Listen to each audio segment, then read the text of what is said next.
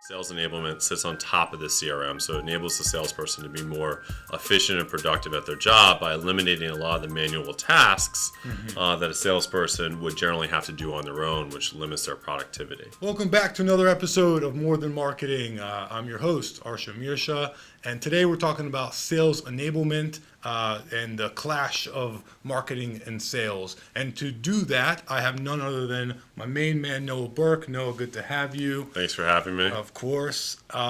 Noah is more than qualified to talk about this topic because he is a serial entrepreneur.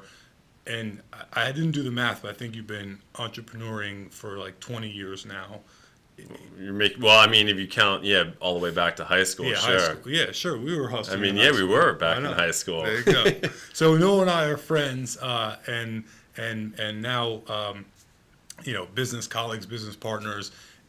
Anyway, Noah, tell me a little bit about your past. So serial entrepreneur, but also enterprise sales. Yeah, so I've done a lot. I've had a career in sales recruitment. Had a couple of startups. Been in, I was back in internet marketing back in 2008, 2009 when it was the Wild West of sales. You were selling what then? Reach I Local? was working for a company called Reach Local at the time. So I was selling digital marketing solutions, PPC, heck, helping you guys out with some SEO back in the day, getting some of those clients. That's right. And then had a couple of adventures, entrepreneurial ventures, and then went back in enterprise software sales. And most recently, before starting an OBO agency, specialized in contact data solutions for large enterprises. Yeah. So Noah's been, when you're the entrepreneur, you're doing it all, right? You're wearing all the hats. You're marketing yourself, but then you're also selling. So you're automatically sales and marketing. You're very aligned.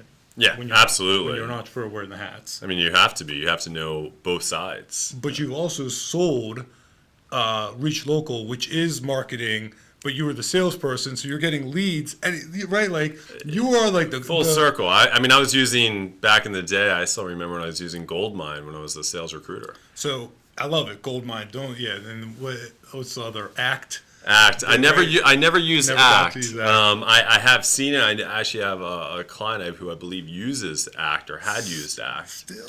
I know. All right. So let's get into it. So now OBO agency. Real quick about OBO agency. We're an agency kind of similar to Web Mechanics, but a focus on database marketing, email marketing, and marketing technology. So a lot of companies hire us to come in and really help them figure out, like, hey, we got this marketing technology. How do we make the most use of it? We got all this data. Plus, we got sales and marketing. It needs to be aligned. And I believe, Arsham, you invited me here today to talk about sales enablement, which is something we do for clients all the time. Yeah, aligning sales and marketing. Exactly. You got it. And then, I guess from your angle, you would be taking not just the philosophical approach but also the technological implementation of some of the tools of sales enablement. Well, a lot of it's business process mapping. Yes. So you got to map that sales process and not just understand how the leads enter the system, but also understand how the salesperson closes deals from start to finish. Yes. So what is sales enablement, first and foremost? Yeah. Think of sales enablement as like an all-in-one tool for salespeople. So you have your CRM, and think of sales enablement sits on top of the CRM. So it enables the salesperson to be more efficient and productive at their job by eliminating a lot of the manual tasks that a salesperson would generally have to do on their own, which limits their productivity. Yeah, like what manuals, like data entry, for example? It could be data entry. It could be simply having the system update records because a deal expired, and you want to make sure that the salesperson is notified, deal expired, please update record or contact company. Right. It could be setting up sales automations where you get off the phone with a client and they say, hey, call me back in 3 months. Rather than trying to simply put a task to call back in 3 months, you set up an automation where an email automatically goes out 3 months later with a couple of follow-up emails to schedule an appointment. I like it. Yeah, and then add a couple more layers to that. You also add a calendar link in there so they can pick a calendar or pick a time in your calendar that's most convenient for them. So you get rid of all that back and forth that slows that sales process. Okay, I mean, imagine the back and forth. Not imagine. We all go through it every day. Setting a meeting, right? It's like, no, this time works for me. No, this time works for me. This time. It's like 6 emails go back and forth just to select a freaking time. Like, let's automate that. Really Let's enable the sale. Yeah, really sales enablement is the force multiplier for your sales team. Right. It means you don't have to go on hire 2 or 3 more salespeople. Instead, you just made that one salesperson that much more productive on a day-to-day basis. But it's really, you got to think of sales enablement. A lot of people call a lot of different things, but it's really a combination of tools wrapped up into one application. Well, so I want to kind of push back on that because I've read some tools. I understand where you're coming from. Tools. I know that angle, but also there is this idea for sales enablement to get the right information into the salesperson's hand so they can apply that to the prospect at the right time. Yeah, so information could be like, I don't know, case studies that are applicable to that, whatever, content.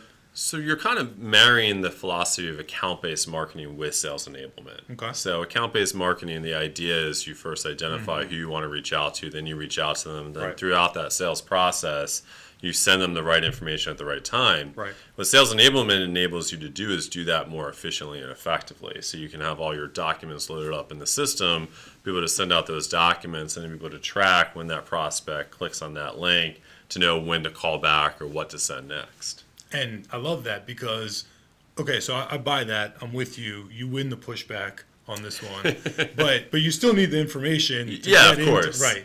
So sales enablement. You said something earlier. Business process mapping. Yeah. Can you dig into that a little bit more? So we do this for clients all the time. We have to understand, how does that sales process work? From first touch to close. So how does that lead come into the system? How is it routed to the salesperson? What are the actions or steps the salesperson is supposed to take? What's the sales cycle length like?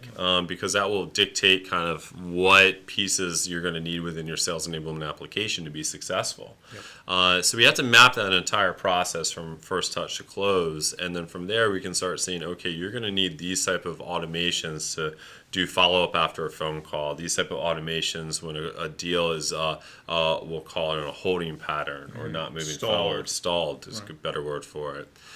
These are the type of templates and email templates you're going to want. How we're going to evaluate these email templates, what documents you need, how you're going to organize those documents. So, sales enablement really is, why I call it a tool and all-in-one applications, and why it's not a CRM, it sits on top of your CRM. It's just all about making your salesperson more efficient.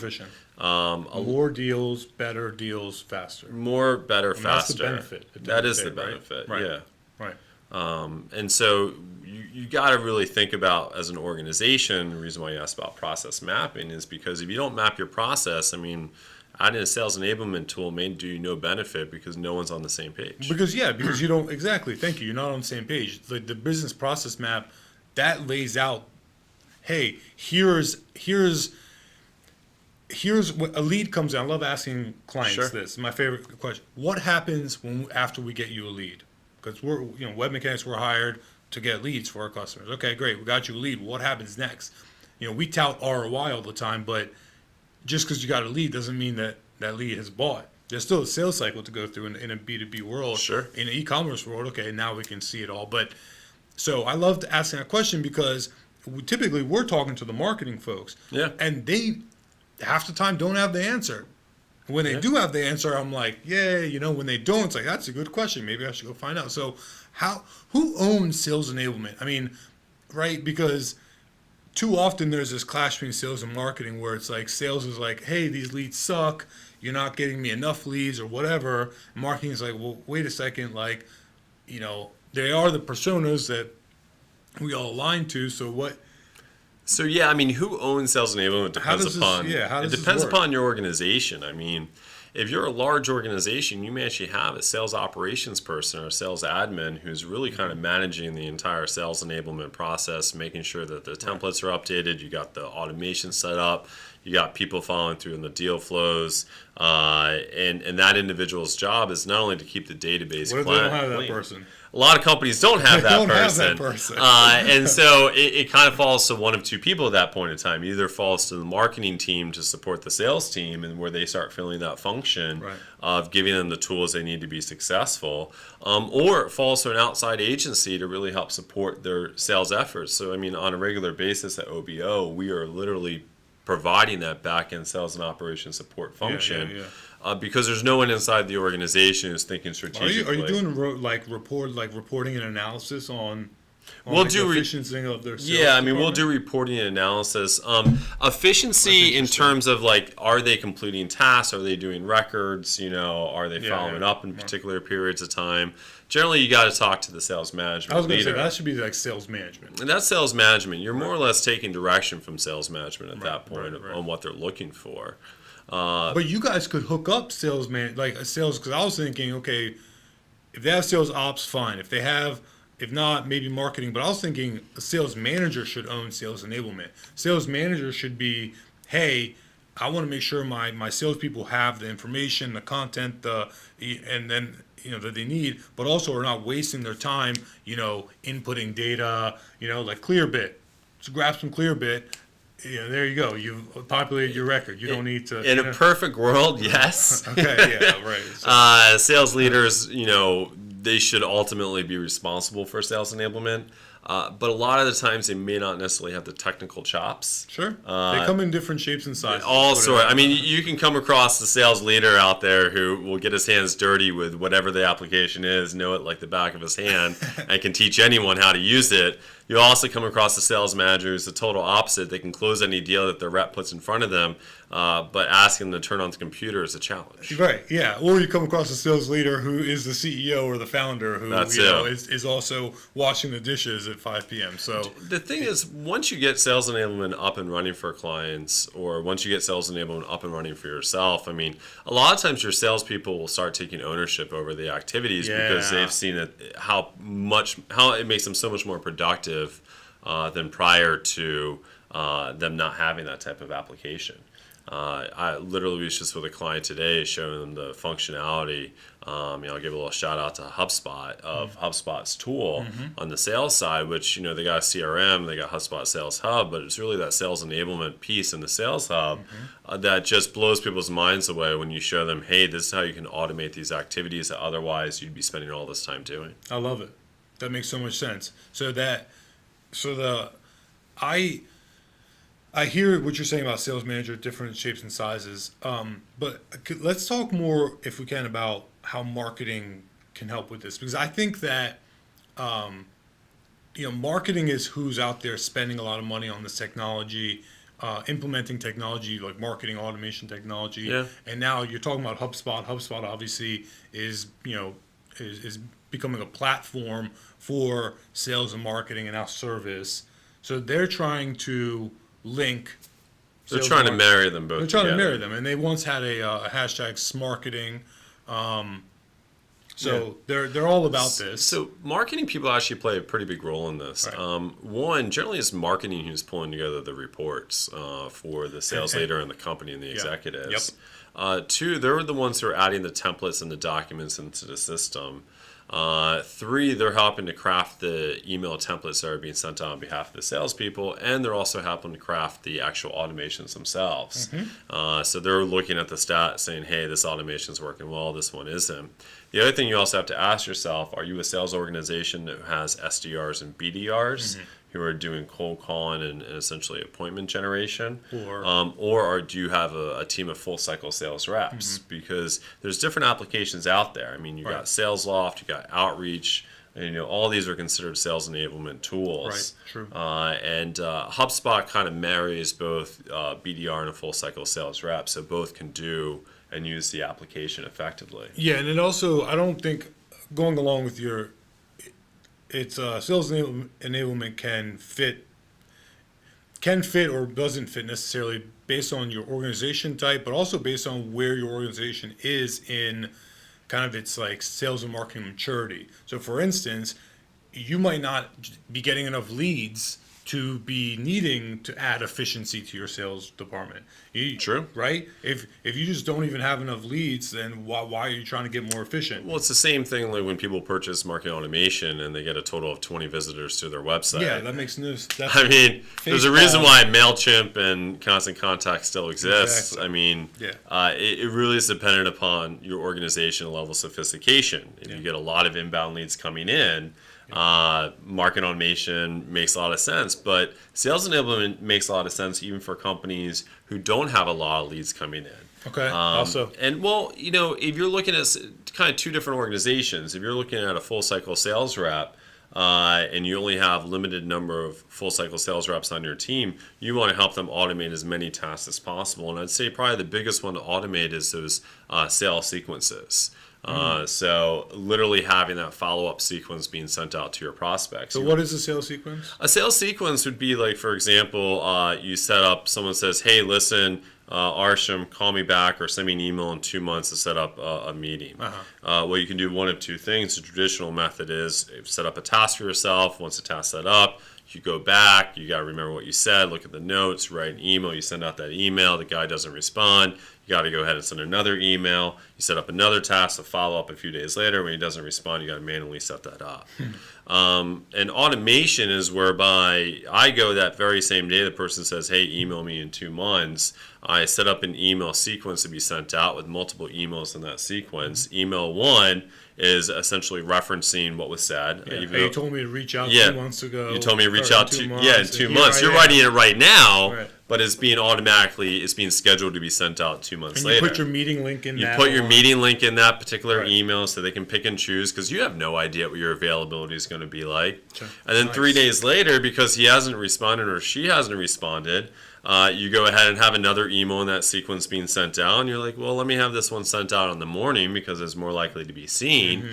And then you say, well, I could either A, have another email being sent out, or I could set up a second action or third action after that, such as pick up the phone and call. Yeah, you could set a task. Exactly. And so hold on, that second email or that task would not be created if they actually clicked through and made an appointment. That's right? correct. All automated. It's all automated. So if they respond, the email sequence stops, or So- they schedule an appointment or take an action, the email sequence stops. Absolute brilliance. Love it. Yeah. I mean, it's So one of the... that's so cool. Like that wasn't possible years ago. No, years ago it wasn't possible. I mean, BDR, So cool. yeah, BDRs and SDRs have been using tools like SalesLoft and Outreach for quite a long while to be able to automate a lot of this business development activity. But I think it's becoming something that enterprise sales reps and full cycle sales reps are beginning to adopt Sure. as a mechanism to become much more productive. Yeah, and why I like HubSpot solution, you mentioned them, so let's talk about them a little bit. Sure. Is because it marries sales and marketing. So now, okay,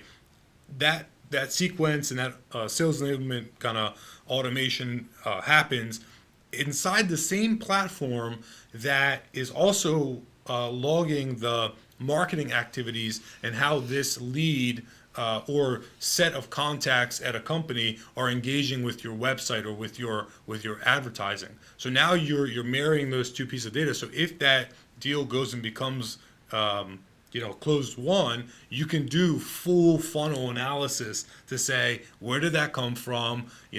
How did we pick it up? Was it a live chat? Did they do it on our form? And you can start using this data to make decisions on how you're going to revamp your marketing or spend your marketing dollars, or right? Yeah, that's absolutely. super cool to me to Yeah. marry the two, right? Yeah, I mean, when you marry, obviously that's one of the main benefits of companies who have a need on both sales and marketing to consider tools like HubSpot, who really are an all-in-one application. It enables you to have those sales enablement features that generally, if you bought a separate application, you'd have to purchase, Integrate in some way, integrate, or- and figure out how to make the two marry and work together. Right. And then also, like within sales enablement tools, there's ways to kind of maximize productivity. So you could set up queues where you put together 50 people you want to contact, and then just one click of a button just goes from next to next to next to next to next. You just knock out your tasks. Knock out all your tasks for the day. It Sure. makes it super simple to be able to do. Yeah. And again, when I go back to saying sales enablement is an all-in-one application where you don't need a bunch of applications to be able to do it. You got calendar function, you got automations, you got emails, You got everything such as like call recording. Yeah, playbooks. Playbooks, The content quotes. is there, documents, quotes, e-signature. Yeah, everything's all wrapped up into one. Right. But it's all about making your salesperson more productive and then having to do less tasks, less manual tasks. Less manual tasks, yeah. And it's not that we, so yes, part of it is, I think, correct me if I'm wrong, is speeding up the salesperson's, making them more efficient. Yeah. So removing the manual tasks because we want to make them more efficient. And have them on the phone or writing emails that are convincing a prospect, right? There's that aspect, but there's also the human error. What if they forget to follow up on a task? What if they forget to send an email? You know, that could make or break. And look, we're all human, and those mistakes happen, or right. So you can, as a sales manager, you can ensure that these kind of checkpoints are in place such that no deal, no lead falls through the crack, for example. I completely agree. And I think one of the big things from, you mentioned sales management, sales leadership, is with a sales enablement tool, that type of in-depth reporting to be able to see what people are doing inside your sales organization is critical to be able to more effectively coach them. Right. Because in the end, the most effective sales leaders are able to hire the best talent, they're able to train the best talent, and they're able to get rid of any roadblock in their way. Right, and retain the best talent because now they're making a bunch of sales. You got it. So let me throw, time starting to tick down. I don't want this to go beyond too far. Then I got to throw a commercial in there, and no one's happy with that. So let me throw two examples at you because web mechanics, we're starting to kind of do this. Not starting to. We've been doing this, but I got a couple examples that I want to tell you. You tell me if it's sales enablement. If so, you know. All right, here we go. So for one, okay. So we get a lot of leads, but they're not necessarily all like deals that we could follow up on or prospects we could follow up on. Sure. Sometimes college student, you know, sometimes another marketing agency that's not going to become our. So we set up a list in Hubspot. We use Hubspot. Set up a list in Hubspot called our MQL list, right? And it's got criteria, like the company has to be over 50 people, they have to be within the U.S., the job title has to be certain things, right? So then we create an integration between HubSpot and Slack. So now when a new contact hits that list, it hits our Slack and lights up that channel and notifies our sales team. Sales enablement or not? It kind of blends the world of sales enablement in the sense that you're automating the activity itself. Okay. But that's also, some of that functionality is also within most CRM's capability. So like lead scoring, stuff like that. Okay, fair enough. That's more of traditional CRM type capabilities. But what you're doing by automating that activity to notify the sales rep, you're starting to get more into a sales workflow automation. Yeah, that's true. But it also notifies sales management too, because you know, in a world where there's high enough volume, you don't. In the end, it is a sales enablement piece. You may not need a separate piece of software to do it, but it falls into the realm of sales enablement. All right, I got a new one then. Go ahead. Okay, so now, we're a marketing agency. We have case studies kind of all over the place. Some of them are like bigger than others. Doesn't matter. But our sales team is like, hey, we don't even have a sales team. It's like 1.5 people, right? But they're like, hey, you know, sometimes it's hard for us to get to our case studies. So what marketing is doing is putting together like a pitch deck, right? Yeah. And I've seen your pitch decks. They're freaking beautiful, and they do a really good job representing you.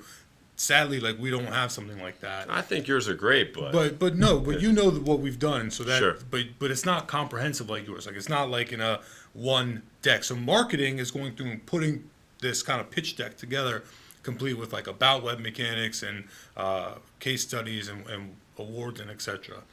Is that sales enablement?